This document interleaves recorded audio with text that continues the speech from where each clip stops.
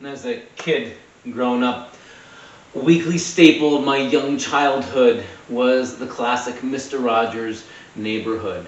And of course, so much of Mr. Rogers' persona, so much of his reputation was being this very mild-mannered, almost milquetoast, like you couldn't get upset at Mr. Rogers. He was just so pleasant and nice and encouraging kindness among children watching across public television stations all across the country.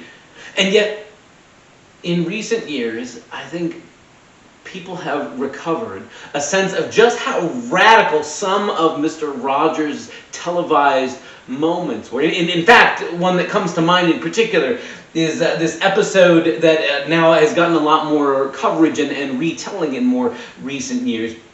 And there's this early episode of Mr. Rogers' Neighborhood where there Fred Rogers in the cardigan sweater and everything goes outside of his TV house into a wading pool because it's supposed to be such a hot day, and here comes Officer Clemens, who'd been cast by this black actor, this African-American actor, playing the role of Officer Clemens. And in a time when an awful lot of swimming pools in America were still segregated, divided by a color line, Mr. Rogers rolls up his pant legs and sticks his feet in the wading pool and invites Officer Clemens to do the same without so much as a second thought. Just, yeah, come on in, share the water with me. And they dry their feet off with the same towel.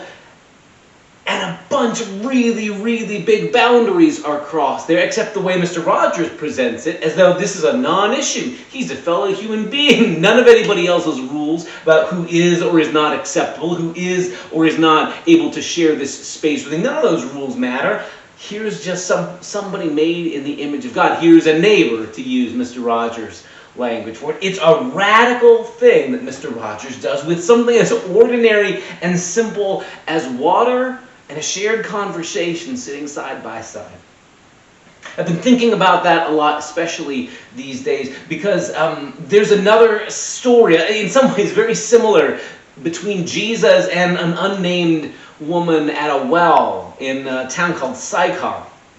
And it comes in the 4th chapter of John's Gospel. And while the story itself is kind of lengthy, the plot setup is short and powerful. Jesus has made the choice to enter between Judea and Samaria by going through this middle place called Samaria, where there's this ethnic minority, this group of people called Samaritans, that all the Judeans look down on. They treat them like they're this weird mix of Jewish ancestry and Gentile ancestry, and they don't have quite the right religion, they don't have quite the right language, and they certainly don't worship the right ways. They're seen ethnically and culturally and linguistically as they're those people.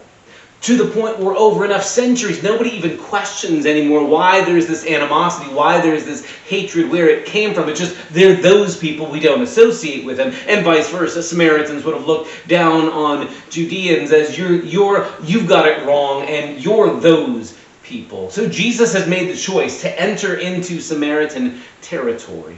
And even though the rest of Jesus' disciples have got to be blushing or always on the lookout, is there going to be somebody who's out to get us because we're in their territory? Is this safe to be in? That kind of thing. Jesus just strikes up a conversation with a random stranger, the woman who comes to draw water at the well. And Jesus doesn't blush, not for a moment, at the fact that he's Jewish and she's Samaritan. He doesn't blush for a moment at the fact that there are these gender lines that are crossed. Right? In ancient Near Eastern cultures in the 1st century, there are really rigid lines. Men do these things, women do these things. You don't talk with somebody of the opposite gender in the ancient Near East if they're not already a part of your household. It's just seen as a taboo. It's unseemly. On top of that, you don't put yourself in the vulnerable position of asking a favor of a stranger, especially a potentially hostile stranger, if you're the one in the weak position, if you're in foreign territory. And in a time like the ancient Near East in the 1st century, when everybody's divided along lines of what the right way to worship is, the proper practice, the right place to worship, all these kinds of things, Jesus does something radical by striking up a conversation that doesn't become an argument with a woman who is a stranger who he's not related to, crossing lines of gender, crossing lines of religiosity, crossing lines of ethnicity. And part of what makes it so radical is that Jesus doesn't make a big fuss about it. Jesus just does it. It's like the Mr. Rogers moment with the pool there in Officer Clemens. It's powerful exactly because Jesus just treats it like the most natural thing in the world. He doesn't look down on this woman or patronize her. He doesn't say, oh, you poor slob of a woman. Oh, you're from this bad background. I'll pity you. He treats her like an equal. In the course of this conversation in John chapter 4, Jesus will say something and ask a question of her, and she'll ask a question back, and instead of dismissing her or cutting around her or shutting her down, he takes what she has to say and engages back and forth, even when she sometimes seems like she's kind of dodging the uncomfortable stuff that's part of her past. Jesus doesn't judge her. Jesus doesn't condemn her. Jesus isn't mad or pitying her for being a Samaritan woman who's had a lot of bad relationships. None of these things get in the way. Jesus doesn't make her feel ashamed or that she has to repent of all of her past. There's simply, I've come to bring the presence of the reign of God to you. This is for you too. And that, it's radical when I hear that story, when I see the words and see what Jesus did. And that this is a powerful, revolutionary thing Jesus does without any miracles at all. There's no loaves and fish, there's no raising of the dead, no miraculous gift of sight for blind eyes. Those things will come, but here's Jesus breaking down 1 million barriers just by walking into a situation and striking up a conversation that's honest and genuine, that cuts past small talk to things that matter, that are substantive, and treating another human being as someone made in the image of God who's worthy of dignity, of love, and respect. And in doing that, Jesus shows her that what he has to offer the world, he has to offer to her. This is for you. The image Jesus uses is water, is like, well, what I've got to give is living water, flowing water that'll last and never run dry, the way so many wells and springs in dry places get in the sunny and hot season. Jesus describes what he has to offer like water that never runs dry. But the idea is to say, this is for you too. What I've come to give isn't any one person's possession and that you can cordon off and keep other people from. Here, I'm giving it freely to you. It's for you, for anybody. Just hearing this story here in the 21st century in America is a pretty revolutionary thing too, if we let this story do its work on us. I mean, after all, in a time like ours where there's an awful lot of xenophobia and racial prejudice and fear of people who we've decided are the other, and that we don't even talk about how we got to that position of being animosity or enemies or strangers from, we just assume they're those people and we don't talk to them, we don't associate with them, we don't like their kind, where it's so easy for that to be the undercurrent. Jesus just walks right into a situation knowing he's now the foreigner on somebody else's soil. Jesus puts himself in the position that somebody else could say to him, why don't you go back to where you came from, you Galilean? In a time where it was easy to be focused on looking strong and powerful, both in the first century and certainly in the 21st century, Jesus puts himself in the vulnerable position of being the one asking a favor. Here, give me a drink of water to this woman. Rather than walking on the scene and acting like he's the one in command, Jesus puts himself in her debt.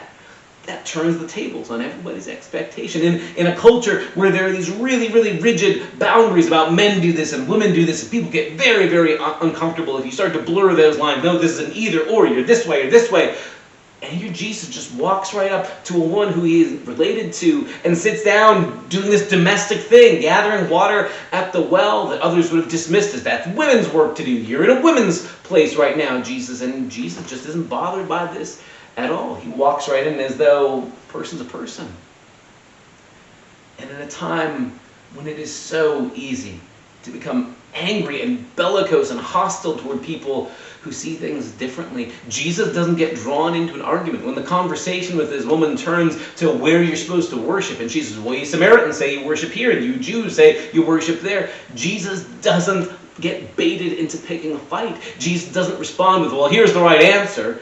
He says, you know what? Turns out none of that matters. It turns out it doesn't matter about what location God's interested in people who will worship in spirit and truth. At every point, Jesus does something radical, exactly by not making a big fuss out of things, but by treating this woman as someone made in the image of God, who is worthy of kindness and of love and of decency and respect, and bringing the presence of God's reign, God's kingdom, right to her, without shaming her or insisting she's sinful or wicked or bad, but just, here's a human being, and I share this space, this time with you.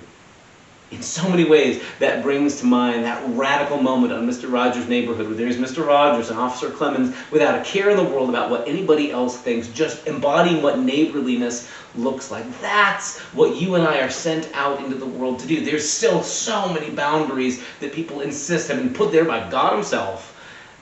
And maybe you and I can be the voices to say, Jesus seems to think those boundaries do not keep us back. Jesus seems to think that those rigid divisions between us do not hold. Jesus seems to think we are sent to bring the reign of God and to see the reign of God in anybody and everybody everywhere. That's the conversation we're having this Sunday as we spend time taking a look in John chapter 4. Join us for that conversation. See you Sunday.